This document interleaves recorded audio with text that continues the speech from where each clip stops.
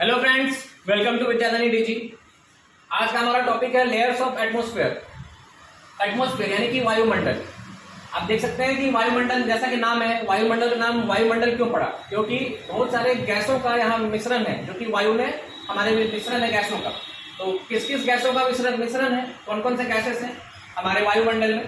तो सबसे पहले नाइट्रोजन है, फिर ऑक्सीजन है, फिर ऑर्गन है और CO2 है। इसके बाद जो बच जाता है उसमें अदर गैसेस आते हैं। तो नाइट्रोजन की जो परसेंटेज है वो सबसे अधिक है। नाइट्रोजन का परसेंटेज 78.02, ठीक है। दूसरे में है ऑक्सीजन। ऑक्सीजन जो हम लोग सांस लेने में यूज करते हैं वो है 20.93, अप्रोक्स 21 हो सकता है। एग्जाम में अगर 21 आता है, 20.93 ऑप्शन में नहीं रहेगा तो आप 21 को टिक कर सकते हैं। वैसे 20.93। तीसरा है ऑर्गन। ऑर्गन है 0.93। देखिए याद करने का ट्रिक क्या है कि 20 है 0.93 और 0.93। फिर उसके सबसे लास्ट में CO2। CO2 जो है 0.03% है। सबसे भारी गैस जो है वो CO2 ही होती है। CO2 हम लोग जब ऑक्सीजन लेके जो छोड़ते हैं वो CO2 है।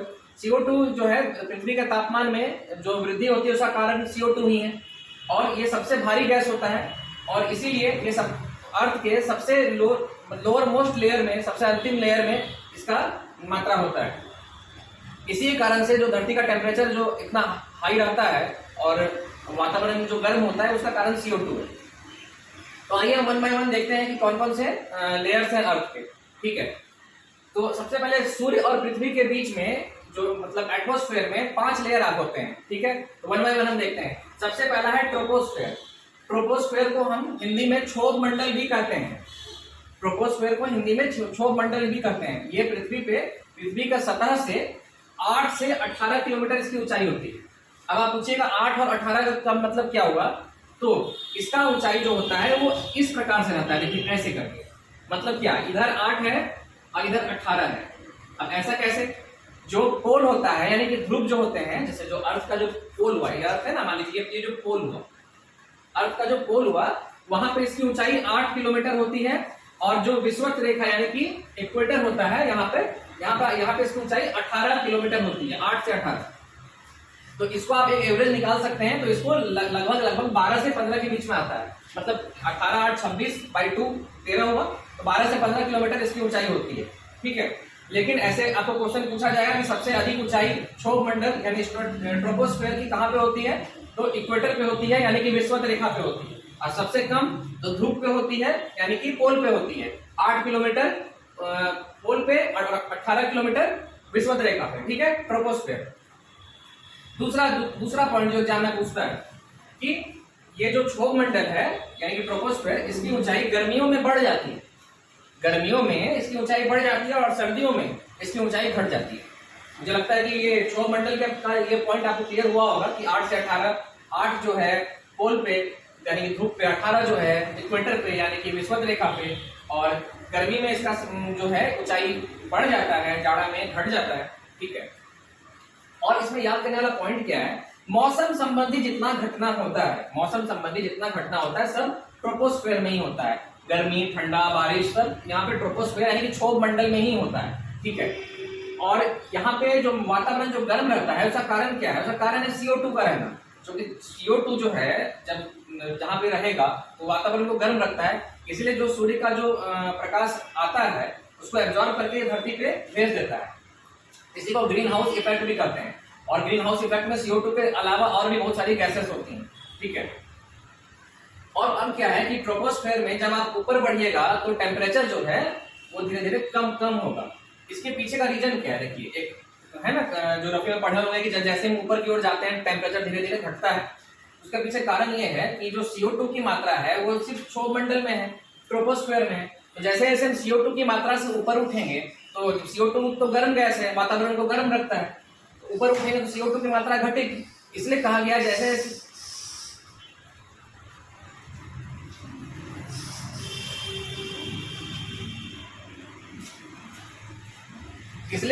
कि जैसे ही आप CO2 की मात्रा से ऊपर उठेंगे वातावरण में ठंडक जो है अधिक से अधिक आएगी, ठीक है। 8 से 18 किलोमीटर इसकी ऊंचाई है। अब क्या है, जैसे ही आप 165 मीटर ऊपर जाएंगे 1 डिग्री टेम्परेचर कम हो जाएगा। मान लीजिए कि आपका धरती पे टेम्परेचर 15 डिग्री है, आप 165 मीटर ऊपर चले जाएंगे तो 1 डिग्री टेम्परेचर जो है कम हो जाएगा। उसी प्रकार जब आप 1 किलोमीटर ऊपर चले जाएंगे हाइट पे तो 6.5 डिग्री सेल्सियस लगभग तापमान जो है कम हो जाएगा।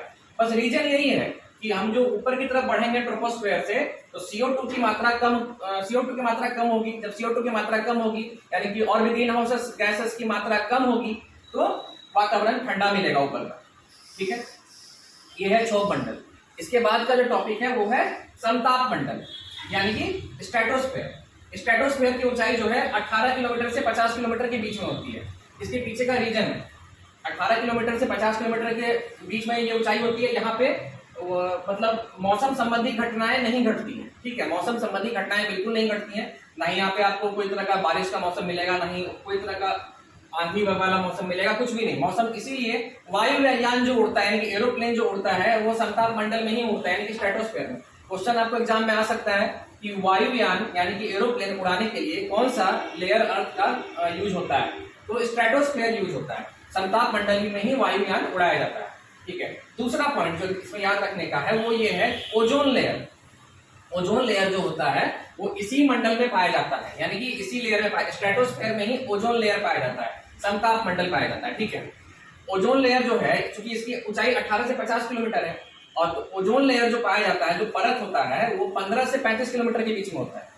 ओजोन लेयर का परत जो होता है वो 15 से 35 किलोमीटर के बीच में होता है। अब आप क्वेश्चन पूछेंगे कि 18 किलोमीटर तक तो यही है और अब 18 से भी 50 ये है तो 15 से 35 ओजोन का कैसे हुआ? तो ओजोन लेयर का जो निचला हिस्सा है वो ट्रोपोस्फेयर में भी आता है, इसलिए 15 किलोमीटर से शुरू होता है और मैक्सिमम हिस्सा मतलब 90% से ज्यादा हिस्सा स्ट्रेटोस्फेयर में आता है। ओजोन लेयर क्या करता है, सूर्य की ओर से जो भी अल्ट्रावायलेट किरणें आती हैं, ठीक है, पराबैंगनी किरणें, उसको ये रोक देता है और जिसके चलते पृथ्वी पे बहुत सारे चीजों का बचाव होता है। जैसे कि मतलब वो अल्ट्रावायलेट किरणें जो है कैंसर पैदा कर सकती हैं, यहाँ के तापमान को बहुत ज्यादा गर्म कर सकती हैं, जिसके चलते ग्लेशियर पिघल सकता है, नदियों का जलस्तर बढ़ सकता है, समुद्र का जलस्तर बढ़ सकता है, समुद्र के किनारे लगे हुए शहर या देश जो है डूब सकते हैं।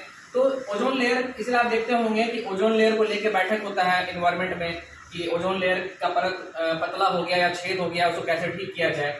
16 सितंबर को विश्व ओजोन दिवस मनाया जाता है। इस क्वेश्चन को याद रखिएगा, 16 सितंबर को, ठीक है, ओजोन दिवस मनाया जाता है।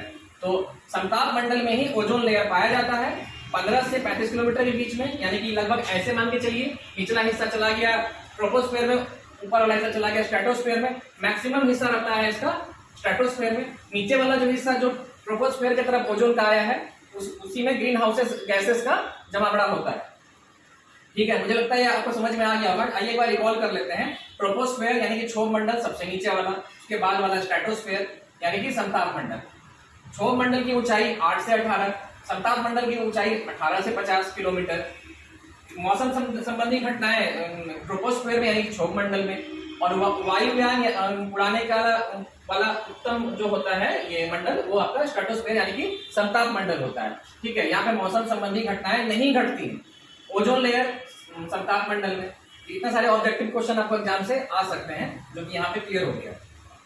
क्षोभ मंडल का सबसे कम ऊंचाई ध्रुव पे, सबसे अधिक ऊंचाई विषुवत रेखा पे यानी कि इक्वेटर पे। तीसरा जो लेयर है उसको कहते हैं मेजोस्फेयर यानी कि मध्य मंडल। देखिए नाम से ही मेजोस मतलब मिडिल, मध्य मंडल। ठीक है, इसकी जो ऊंचाई होती है वो 50 से 80 किलोमीटर के बीच में होती है, यानी कि लगभग 30 किलोमीटर इसका एरिया है।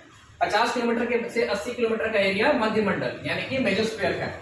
ठीक है, इससे बहुत ज्यादा क्वेश्चन आपको नहीं आएगा। 1-2 पॉइंट याद रखिएगा कि उल्का पिंड जो पृथ्वी पे गिरता है, पृथ्वी की तरफ गिरता है, उसको कौन रोक लेता है? उसको मेजोस्फेयर रोक लेता है, मध्य मंडल। क्वेश्चन एग्जाम में एक बार आया हुआ है, उल्का पिंड को रोकने में सहायक कौन सा मंडल होता है? तो मेजोस्फेयर यानी कि मध्य मंडल होता है। ठीक है, और यहाँ का जो तापमान होता है वो लगभग -100 डिग्री के करीब में होता है। तो एक क्वेश्चन ये भी आ सकता है कि सबसे ठंडा कौन सा मंडल होता है?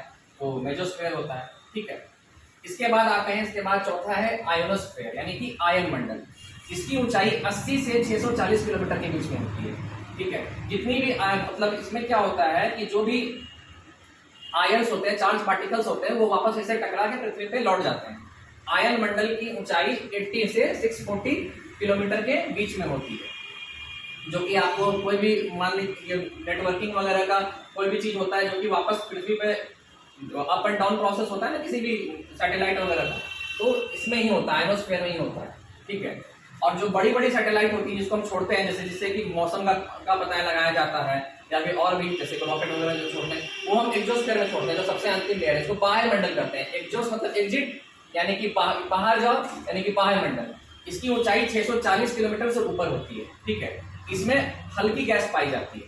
अब देखिए, ट्रोपोस्फेयर में यानी कि क्षोभ मंडल में भारी गैस पाई जाती है, एग्जोस्फेयर में हल्की गैस पाई जाती है।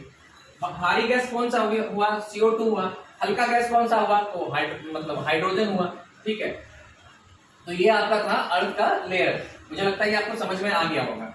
और गैसेस के बारे में मैंने बता दिया, नाइट्रोजन, ऑक्सीजन, आर्गन, CO2। अब एक पॉइंट और है, ट्रोपोस्फेयर यानी कि क्षोभ मंडल को संवहन मंडल भी कहा जाता है। संवहन मंडल क्यों? क्योंकि मौसम संबंधी घटनाएं यहाँ घटती हैं। एक क्वेश्चन एग्जाम में आएगा कि मौसम संबंधी घटना के चलते क्षोभ मंडल को और क्या नाम दिया गया, तो संवहन मंडल नाम दिया गया है। तो ये था दोस्तों आपका layers of atmosphere. Next class में हम ओजोन लेयर के बारे में डिटेल में बात करेंगे। तब तक आप देखते रहिए विद्यादानी डिजी।